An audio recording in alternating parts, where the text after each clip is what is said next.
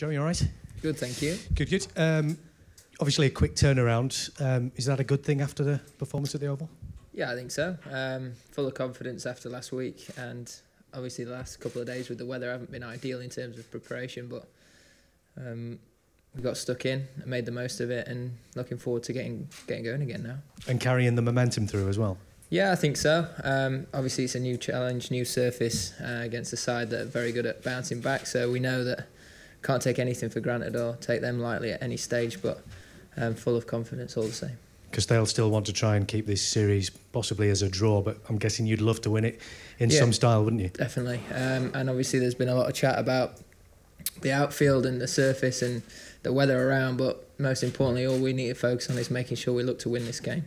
I saw you having a little look at the wicket last night. What did you make of what you saw?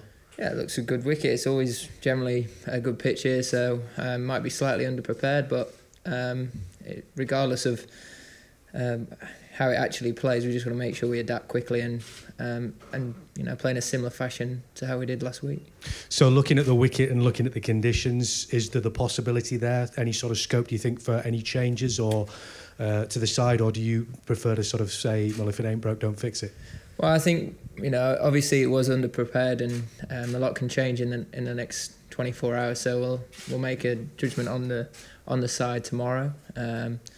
Obviously it was a great performance, but we'll make that call there and then. A couple of debutants as well who performed pretty well.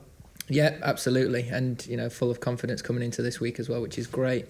Always nice to get off to a winning start and to contribute within that. So really pleased for both of those guys, and Dawood's desperate to make an impact if he gets his opportunity this week. Obviously Keaton's been under a lot of the microscope as well. I mean, after a great start, he seems to have found it a little bit difficult, but with that 48 he got in the second innings at the Oval, do you think his confidence will be up a bit because of that? Yeah, definitely. He's a very level-headed guy. Got a very strong character, and he's throughout has been very, very much the same in the way he's approached his training, and and in each game as well. So it's great to see someone so light of experience be very mature and go about it in the right way. And how difficult is it for players when they first come into the side? We'd see one or two of them starting really well, but after that, trying to establish yourself and be consistent. It's tough. That's why it's called Test cricket. It can be a very hard thing to break into. You come from county cricket where there's not a huge amount of exposure in terms of to the media and external scrutiny, if you like, and you have to get your head around it pretty quickly. And it is a test of character, it's a test of skill. You're playing against some high-class opposition, and on a wicket like last week and at Trent Bridge, where it is bowler friendly, you as an opening batter, you're right up against it. And the way he played in that second innings was extremely great to see, and I'm pleased that he's been able to get a score, and hopefully that'll lead into some more runs this week. Just finally from me, I know you're a big football fan. What do you make of seeing a player go from one club to another for the best part of 200 million? It's a lot of money, isn't it? I'm not sure that'll ever come into the cricket side of things, but good for him. And I've been seeing you guys play regularly football before your warm-up sessions. Who do you think could go for the most money in the England squad? Well, as much as Moeen Ali would brag and boast and talk himself up, I think he'd be a better agent than a footballer, but in terms of skill, I'd probably say Johnny Bairstow. He did look quite handy, to be fair. We'll take a couple more. Thanks, Joe. No worries. Joe, you wanted the extra batsman, didn't you, down at the Oval? With the weather around here, are you sort of persuaded that might be the case? Like I said, we'll make a call tomorrow morning and see what we think there and then, but it was obviously a very strong performance, and it's always difficult to change a winning side. It has been a bit of an up and down summer so far, hasn't it? I mean, just wondering, is this match a bit of an acid test, if you pardon the pun, because if you were to regress a bit here, you'd almost be officially sort of inconsistent. Well, let's not make too many calls now on that.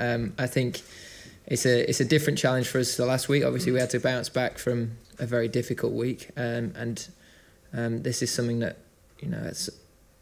as a side we want to make sure that you can come out of a really good performance and back it up. And you know, as I said, the message to the lads is to make sure we try and win this series 3-1. And there's a clear goal that you know, the draws out. If weather is around and that does make an effect on the game, it shouldn't affect the way we approach things. So, you know, really full of confidence as a side, and it's all about making sure that we do everything we can to win, not just draw. Gentleman from the BBC, and then we'll take a couple more. Then. Yeah, it's a big deal for Old Trafford hosting this test. Obviously, you've had to train inside due to the Manchester weather. What's it like as a ground to play in? Oh, it's great. I obviously had a good time here last year round, and you know, as a side, we've done very well over the last couple of times we played here, and you know, the atmosphere is very good. I think the ground staff have done an exceptional job to get the surface in the nick it is. Obviously, it might not be how they might like it, and what have you, but they've worked extremely hard, and they deserve a lot of credit in making sure that it's as good as it is now. Julian, Tom, and then we'll finish with Ali. Sorry, I know you say it's all about what you guys do and that's what determines results, but I just wonder if you could say a word about what it's like to face Ferdinand Philander when he's fully fit. Yeah, he's a world-class bowler. He puts the ball in good areas, and you know, throughout this series there have been surfaces that have been more bowler-friendly. So he obviously poses a big threat to us, and we don't take him lightly. We make sure we do our homework on him, if you like, and we're fully prepared for all the challenges the whole attack brings. I think it's wrong to single out individuals. You know that on any given day, any one of those guys can put in good performances, and you know, it's important that we're fully aware of what they're going to bring to the table. Joe, you might have seen that the dispute between the Cricket Australia and the players has been resolved and the Ashes will go ahead. Did you ever wonder about whether it might do or not?